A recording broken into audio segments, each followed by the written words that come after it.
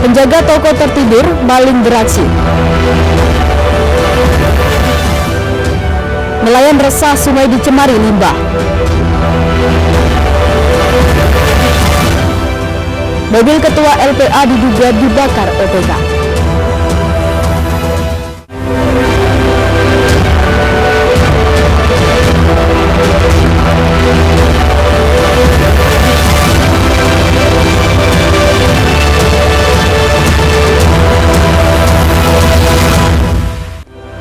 Selamat pagi pemirsa, iNews Sumut kembali menyapa Anda. Selain 3 informasi utama tadi kami hadirkan beragam informasi dari wilayah Sumatera Utara selama 30 menit. Bersama saya Maria Laura Puja, inilah informasi pertama.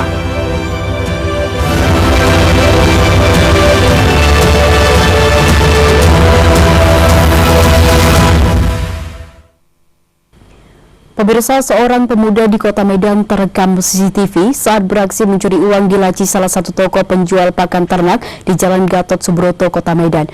Pelaku beraksi saat pemilik toko sedang tertidur lelap.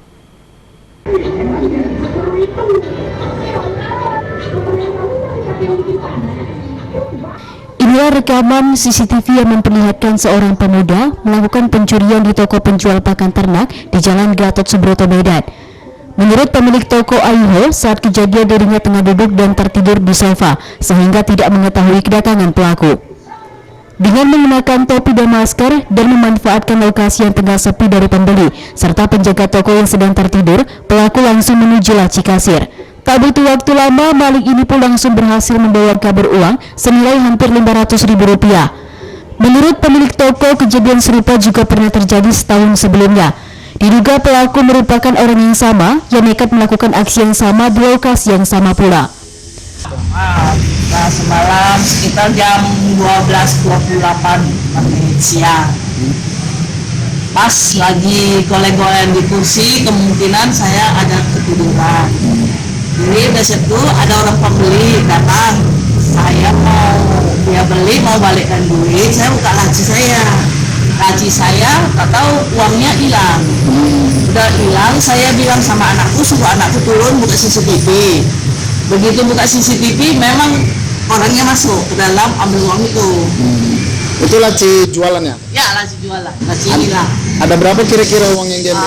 Sekitar 400-an sampai 500-an aja lah, uang recehan semua, nggak ada uang besar. 400-an ya? Ya. Itu kalau dari CCTV, pelakunya ada berapa? Pelakunya satu orang. Ciri-cirinya ya, gimana? Kemungkinan ciri-cirinya kemungkinan yang pernah terjadi setahun yang lalu. Orangnya kayaknya kayak gitu juga. Diduga orang yang sama ya? Sama. Pemilik toko mengaku tidak lagi banyak berharap kepada pihak kepolisian. Pasalnya kejadian serupa juga pernah dilaporkan kepada polisi tepatnya 1 tahun lalu dengan kerugian mencapai jutaan rupiah. Namun hingga kini polisi tidak pernah berhasil menangkap pelakunya. Dari Medan, Ahmad Ridwan Nasution, iNews melaporkan.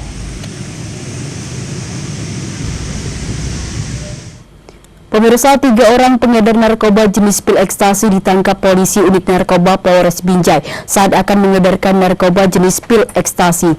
Dari tangan tersangka, polisi turut mengamankan narkoba jenis sabu-sabu yang merupakan milik seorang bandar pil ekstasi.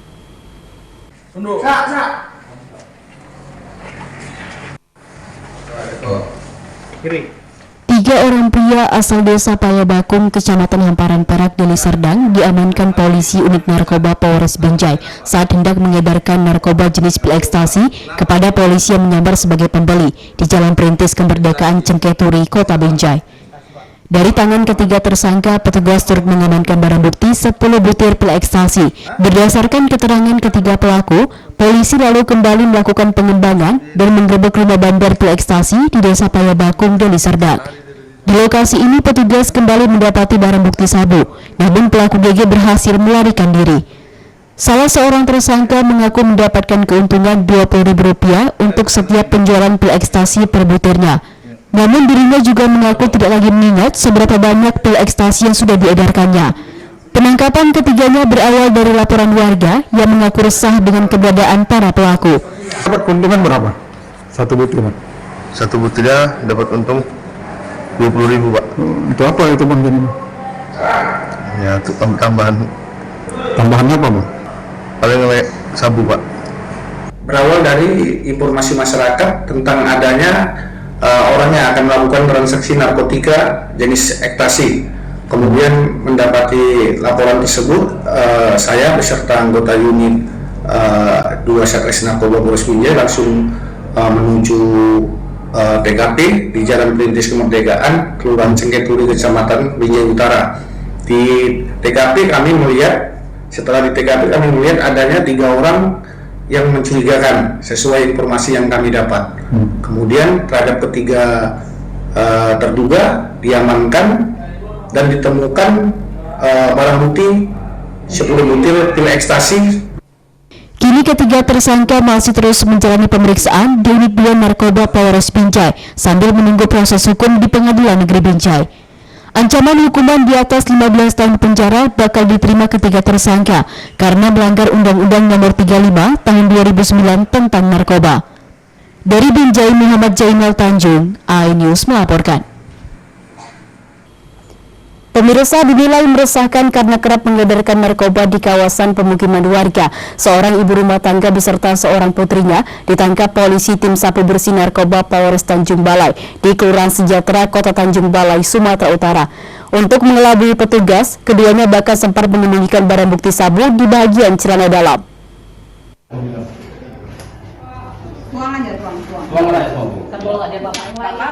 Tim sapu bersih narkoba Polres Tanjung Balai bersama PNNK Kota Tanjung Balai melakukan penggerebekan terhadap satu unit rumah di Jalan Aman, Kelurahan Sejahtera, Kota Tanjung Balai, Sumatera Utara, Jumat lalu. Di lokasi ini petugas mengamankan seorang wanita ibu rumah tangga yang dinilai cukup meresahkan karena kerap mengedarkan narkoba di kawasan permukiman warga. Benar saja, meski sempat mengelak, petugas polisi wanita yang memeriksa bagian tubuh pelaku ternyata menemukan satu kantong plastik berisi narkoba beserta timbangan dan bong alat hisap sabu. Tidak hanya itu, anak pelaku yang ikut berperan dalam mengedarkan sabu juga turut diamankan petugas saat berupaya kabur dan membuang barang bukti. Dari tangan pelaku, petugas selalu menyita barang bukti 5 gram lebih sabu yang dikemas plastik klip, uang tunai beserta timbangan digital. Kita terima pengaduan masyarakat yang mengatakan di Jalan Aman, Kecamatan Tanjung Balai Utara, Kota Tanjung Balai, sering dilakukan transaksi jual beli narkoba yang dilakukan oleh ibu dan anak. Alasan melibatkan anaknya, Pak? Karena dia ini sekarang janda, sehingga dia bekerja sama dengan anaknya. Barang bukti ditemukan di mana, Pak? Dari ibunya kita temukan, dilakukan penggeledahan oleh korban di celana dalam dari ibu ini. Dan barang bukti juga ditemukan dari anaknya. Atas perbuatannya, ibu dan anaknya ini kini mendekam di sel tahanan Sat Narkoba Polres Tanjung Balai. Sementara petugas masih memburu jaringan pemasok narkoba terhadap kedua pelaku. Dari Tanjung Balai, Sumatera Utara, Ulil Amri, iNews melaporkan. Pemirsa, remaja tewas dianiaya oknum security. Tetaplah bersama kami.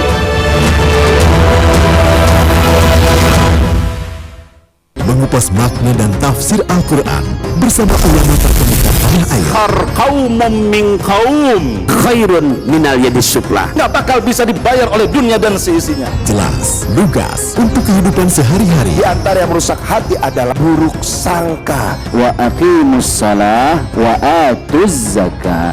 Itu pun sejajar dengan jihad fisabilillah. Cahaya Hati Indonesia, Sabtu dan Minggu pukul 12 siang di iNews.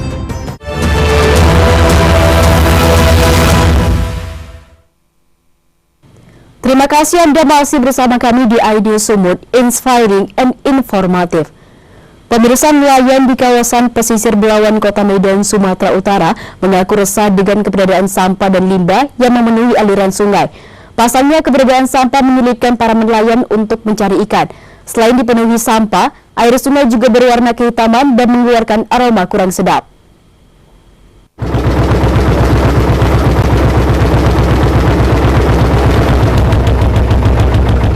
Beginilah kondisi aliran sungai di kawasan pesisir Belawan, Kota Medan yang tampak sangat kotor dan dipenuhi sampah. Selain berwarna kehitaman, air sungai juga beraroma bau tidak sedap. Keberadaan sampah ini juga menyulitkan para nelayan saat melintasi aliran sungai dengan kapal karena takut sampah tersangkut di baling-baling kapal hingga merusak mesin kapal. Sampah-sampah ini berasal dari berbagai jenis limbah sampah rumah tangga yang sengaja dibuang ke sungai dan hanyut serta memadati permukaan hilir sungai di Belawan, tepatnya di kawasan Lorong Sawita, lingkungan 14 Kelurahan Bagandeli, Kecamatan Medan Belawan, Kota Medan, Sumatera Utara. Warga menduga tidak hanya disebabkan tumpukan sampah, menghitamnya air sungai juga dipicu banyaknya pabrik di sepanjang aliran sungai yang sengaja membuang limbahnya ke sungai guna meminimalisir pengeluaran biaya pengolahan limbah. Kalau kami bergerak kan, kadang sampah mau nyangkut ke baling-baling. Ya terpaksa kami turunlah untuk membersihkannya karena sampah nyangkut di baling-baling dan air di sini pun hitam, ikan, kepiting dan lain-lain nggak bisa hidup dan terganggu. Kenapa tuh air itu? Juga kenapa? Ya limbah pabrik DAG. Oh, Saya bukan ke bau ya. Iya. dan sampah ini udah lama? Udah lama. Udah lama ya? Jadi setiap hari kita mau melaut pun terganggu ya? Iya. Terganggu ya? Kurangnya pengawasan dari sejumlah pihak memantau pembuangan limbah pabrik di sekitaran sungai, serta kesadaran masyarakat dalam pentingnya kebersihan membuat sungai sangat tercemar. Jika instansi terkait tidak segera mengatasi persoalan ini, dikhawatirkan sungai akan semakin tercemar dan mengganggu kesehatan warga yang tinggal di sekitaran pinggiran sungai. Dari Medan, Yuda Bahar, iNews melaporkan.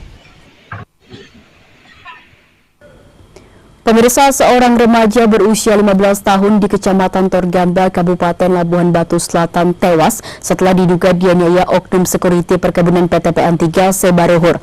Pelaku pun telah ditangkap guna menjalani proses hukum.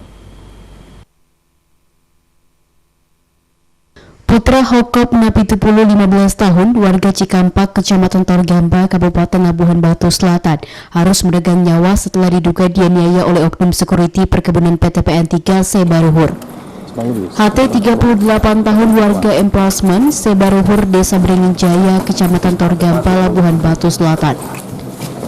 Mendapat laporan dari pihak keluarga korban, polisi Polres Labuhan Batu langsung melakukan penyelidikan dan meringkus tersangka beserta barang bukti yang digunakan pelaku untuk menganiaya korban.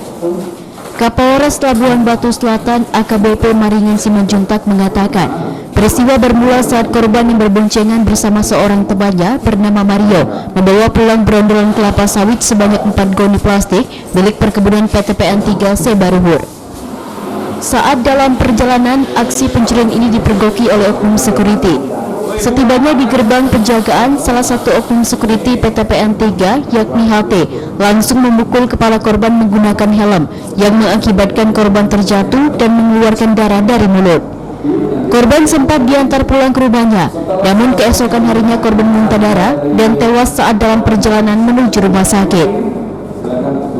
Ada security yang melihat mereka membawa gerombolan, sehingga security mencoba untuk memberhentikan laju kendaraan sepeda motor yang dikendarai oleh Mario dan korban. Pada saat sampai di pintu gerbang, salah satu security pelaku melakukan pemukulan dengan menggunakan helm ke arah kepala korban, sehingga korban saat itu terjatuh. Kemudian dibantu oleh Mario, dikasih minum siuman, kemudian Mario mengantar korban untuk pulang ke rumahnya. Besok paginya korban mengalami muntah darah, kemudian diantar oleh orang tuanya menuju ke rumah sakit. Sebelum sampai di rumah sakit, korban sudah meninggal dunia, kemudian dilaporkan ke Polsek Torgamba. Hasil otopsi yang dilakukan ditemukan pendarahan di bagian kepala akibat kerasnya pukulan tersebut. Akibat perbuatannya, pelaku terancam hukuman 15 tahun penjara. Dari Labuhan Batu Selatan, Randi Kurniawan, iNews melaporkan. Pemirsa, Wali Kota Siantar Dr. Susanti Dewayani menghadiri acara penandatanganan komitmen implementasi program Smart City yang berlangsung di ruang serbaguna Pemko Pematang Siantar. Smart City atau kota pintar merupakan suatu konsep pengembangan sebuah kota dengan menerapkan dan mengimplementasikan teknologi secara inovatif, efektif, dan efisien.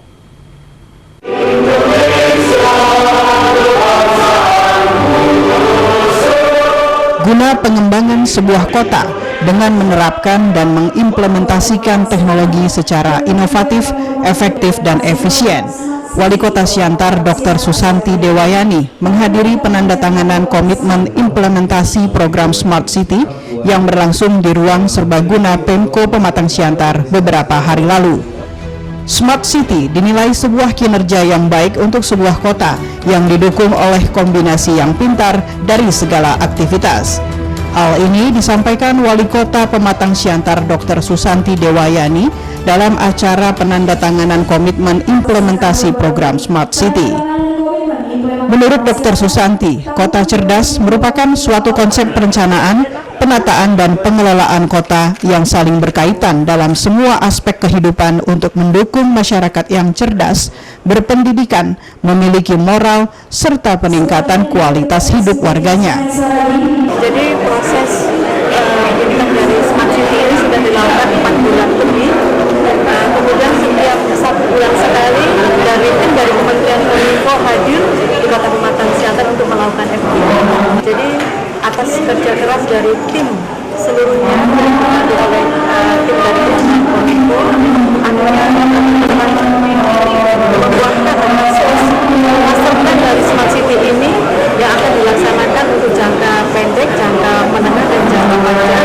Dan harapannya bahwa seluruh komponen dan semua komitmen yang tinggi untuk melaksanakan kota cerdas ini. Sebenarnya apa sih tujuan Smart City ini? Jadi Smart City ini bukan hanya mengenai kecanggihan dari IT, namun masih baru juga dengan sistem pelayanan pemerintah yang langsung menyentuh masyarakat, sehingga masyarakat dapat merasakan hadirnya pemerintah di segala aspek kehidupan. Artinya pemerintah itu harus cepat, tanggap, responsif, sehingga seluruh masyarakat merasa pemerintah itu hadir. Jadi bukan hanya kecanggihan dari IT saja yang tidak dilakukan, pemerintah itu semakin melakukan harus dilakukan dari Dalam hal ini, Kementerian Komunikasi dan Informatika melakukan pendampingan penyusunan Master Plan Smart City pada kabupaten kota yang terpilih dalam rangka percepatan proses penerapan Smart City pada kabupaten kota. Dari Pematang Siantar, Dharma Setiawan, iNews melaporkan. Pemirsa, DPD Puja Kesuma Kabupaten Padang Lawas, Sumatera Utara mengadakan pagelaran wayang kulit dengan dalang KI MPP Bayu Aji dari Solo beserta sinden Agnes Servozo dari Bulgaria di halaman Balai Desa Ujung Batu 3, Kecamatan Hutaraja Tinggi. PLT Bupati Palas bersama ribuan warga Jawa dan Kapolda Sumut juga ikut serta menonton pagelaran wayang kulit semalam suntuk ini secara langsung.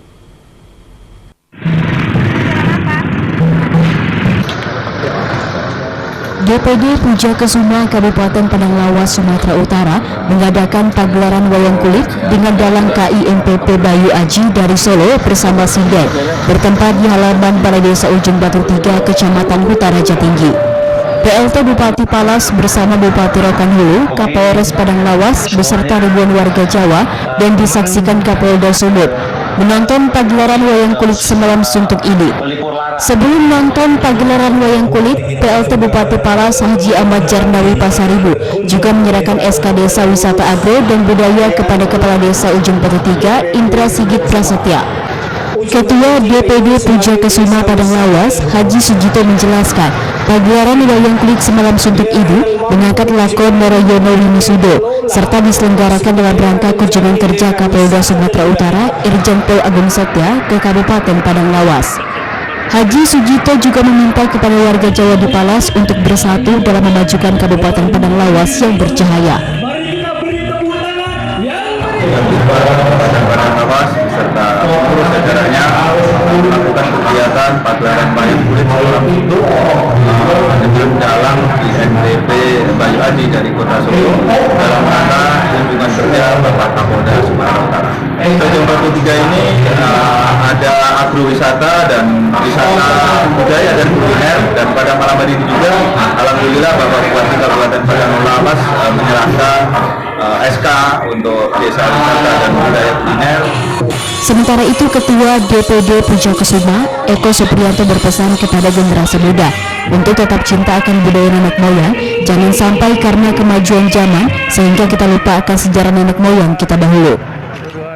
Seluruh generasi muda khususnya Pujakusuma, kita minta tingkatkan cinta budaya kita sehingga budaya kita tidak termakan oleh budaya luar yang tidak baik.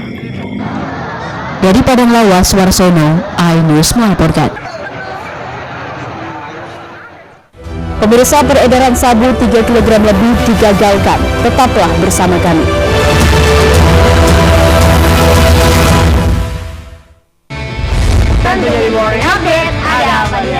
Hadir menemani pagi Anda dengan sajian informasi unik dan menarik. Hutan yang merupakan hewan asli Papua Nugini dari Jepang disebut sebagai kareraisu. Menghadirkan bintang tamu yang menginspirasi. Apa ini? Ini lemon. Oh, lemon. Iya. Kita perut dipotongin dengan dekat bagian mata. Kalau Morning Update Senin sampai Jumat pukul 7 pagi di iNews.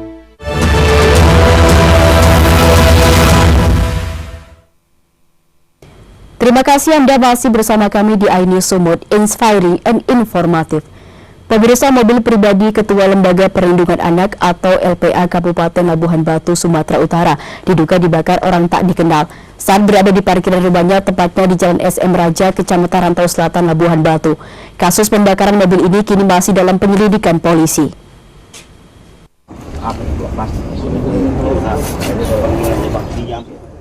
Satu unit mobil minibus bernomor polisi BK 1581YC milik Ketua Lembaga Perlindungan Anak Kabupaten Labuhan Batu, Sumatera Utara, Muhammad Ashar Harahap, diduga sengaja dibakar oleh sejumlah orang tidak dikenal. Kejadian pertama sekali diketahui oleh istri korban Nur Ainun yang terbangun dari tidurnya setelah mendengar suara ledakan dari dalam mobil dan asap tebal masuk ke dalam rumah. Istri korban yang panik pun langsung memberitahukan peristiwa ini kepada korban dan dibantu warga langsung memadamkan api. Akibat peristiwa ini, mobil korban mengalami rusak di bagian belakang, kaca mobil pecah dan cat mobil juga rusak. Mendapat laporan, tim Inafis Satreskrim Polres Labuhan Batu lalu turun langsung ke TKP guna mengumpulkan bukti-bukti. Muhammad Ashar Harahap, Ketua LPA Labuhan Batu, mengatakan pihaknya mempercayakan penanganan kasus ini sepenuhnya kepada pihak kepolisian karena saat ini dirinya juga tengah menangani kasus besar di Labuhan Batu tentang pencabulan anak di bawah umur. Istri saya terbangun, ada letupan dari luar, dilihatnya dari jendela bahwasanya ada asap dan api, ternyata dari mobil pribadi saya. Dan setelah itu saya dibanguni sama istri saya, yang saya tidur di depan TV. Langsung begitu saya langsung ambil air untuk memadamkan apinya. Penyebab kebakarannya saya belum tahu, tetapi 2 minggu yang lalu hampir saya ada kecekcokan dengan kasus yang saat ini dari Lembaga Perlindungan Anak yang mendampingi kasus anak. Untuk mengamankan barang bukti, polisi telah memasang polis lain di lokasi TKP parkiran mobil dan kasus ini pun masih dalam proses penyelidikan. Dari Labuhan Batu, Sumatera Utara, Ikang Amanda, iNews melaporkan. Pemirsa, Polres Labuhan Batu berhasil menggagalkan peredaran narkotika jenis sabu seberat 3 kg lebih dan mengamankan 2 orang tersangka yang merupakan jaringan antar provinsi. Keduanya ditangkap dari 2 lokasi berbeda, yakni Rantau Prapat dan Labuhan Batu, Sumatera Utara.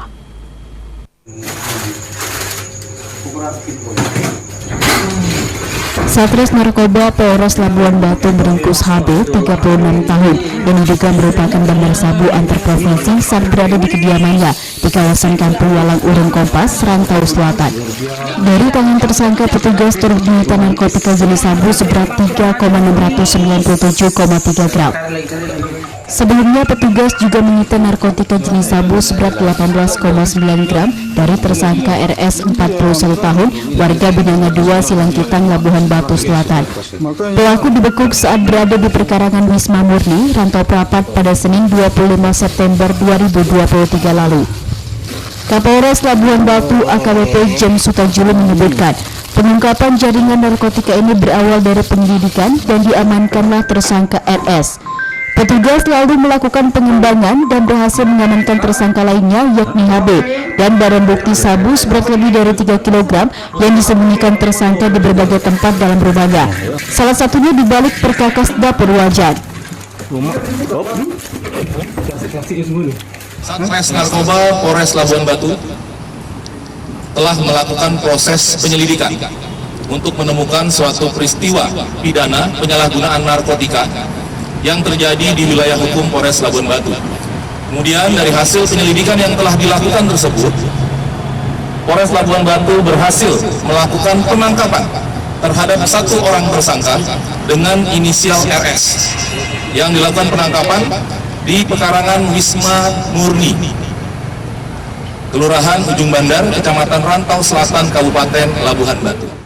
Kedua tersangka terancam pidana penjara paling singkat 5 tahun dan paling lama 20 tahun karena melanggar pasal 114 subsidiar, pasal 112 Undang-Undang RI nomor 35 tahun 2009 tentang narkotika. Dari Labuhan Batu, Ikang Amanda, iNews melaporkan.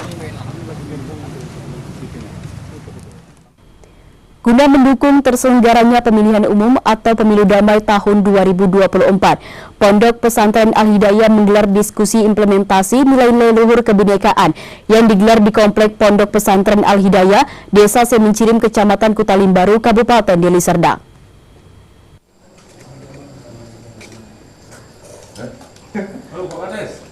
Dalam upaya mewujudkan pemilu 2024 berlangsung damai dan sukses, dibutuhkan implementasi nilai-nilai luhur kebinekaan dengan penguatan persatuan maupun kesatuan di kehidupan sehari-hari.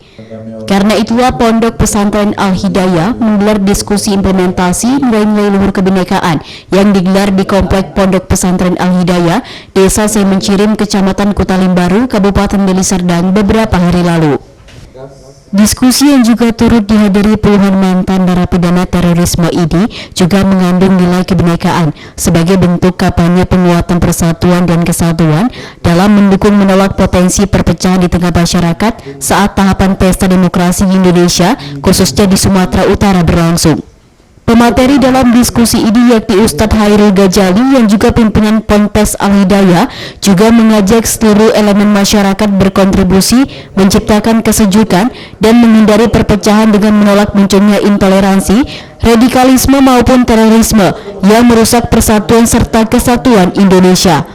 Menurutnya, Pesta Demokrasi Pemilu 2024 merupakan momentum bangsa Indonesia untuk menyatukan pandangan memilih pimpinan yang berakhlak, mampu menjaga kedamaian terwujudnya kesejahteraan masyarakat menuju Indonesia maju. Kesatuan dan kesatuan bangsa kita sudah hancur-hancuran, rusak parah, ya, diterpa oleh berbagai adegan kemaksiatan, korupsi, radikalisme dan sebagainya. Nah, inilah momen kita untuk bersatu kembali ya dalam rangka mencari pemimpin yang betul-betul berakhlakul karimah agar bisa menjaga kedamaian Indonesia, kesejahteraan, agar semua kekayaan khazanah yang tersimpan di bumi Indonesia ini bisa dinikmati oleh seluruh rakyat Indonesia. Itu harapan kita untuk pemimpin yang akan datang. Bahwa pemilu ataupun adegan politik yang akan kita laksanakan 2024 ini adalah sebuah permainan saja, jangan dianggap serius sekali karena manapun bertengkar, berhempos-pulas, caci maki dan sebagainya, sesudah itu kita akan bersatu kembali, yang caci maki itu pun bergandengan tangan kembali. Jadi itu adalah sebuah permainan, jadi jangan anggap serius sekali. Yang penting kita harus menjaga persatuan agar tetap Indonesia ini kondusif, aman, damai, siapapun yang menjadi pemimpin nanti, siapapun yang kalah nanti. Itu harapan kita. Dengan melestarikan pemahaman nilai-nilai luhur kebinekaan dalam penguatan persatuan dan kesatuan bangsa, diharapkan pesta demokrasi di tahun 2024 mendatang dapat berjalan dengan damai menuju Indonesia maju. Dari Medan, Adi Palapa Harahap, iNews melaporkan. Informasi tadi mengakhiri iNews Sumut hari ini. Saya Maria Laura Puja atas nama tim redaksi yang bertugas mengucapkan terima kasih atas kebersamaan Anda. Selamat beraktivitas dan sampai jumpa.